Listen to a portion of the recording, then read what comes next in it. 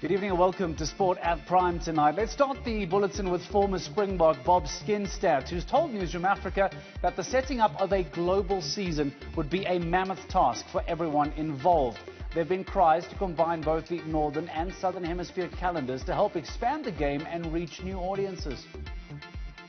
What are your thoughts on this global season? I've seen a couple of players advocating for it, saying that they think it's a great idea to try and expand the game. Others are saying don't complicate it, let's avoid the additional travel anyway. I imagine that during this time it's quite difficult to try and find some kind of solution, but maybe your thoughts on this global season that's being flirted around with?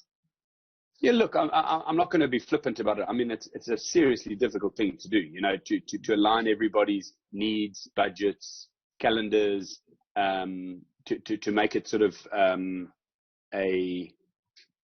one unique season just means actually that a lot of the sort of the fringe games. Think about, you know, South Africa can come and play England, Ireland, Scotland, Wales, France at the end of the season, and it's just the elite players that are playing. So it's not a huge burden on the other players. You can go into preseason, you can get ready, etc.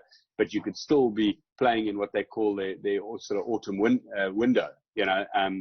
And I think the most important thing for that is if they get the season right, they've got to probably shorten the season a little bit, give the guys some off time. They've got to try and align the fact that there are struggling nations who don't get as much game time. You can't just have New Zealand versus Australia, England, South Africa, Ireland, or whatever it is, week in and week out, because we've seen that sort of kill the excitement a little bit.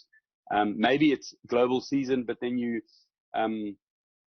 put in sort of specific tour times like we've had in the past, and then if there's not crossover, then, you know, New Zealand can go on a great tour of the UK. South Africa could be following them the week later, you know, and it doesn't actually mean it's all happening at the end of when the Premiership and they're saying, oh, the players are tired and we've got to go down to New Zealand, South Africa, and those aren't very lucrative for us. I think, you know, the alignment would be good, but I would say then look towards the States and look towards NFL and look towards Major League Baseball and say, cool, let's strengthen the players' unions. Let's make sure the guys are not overplayed.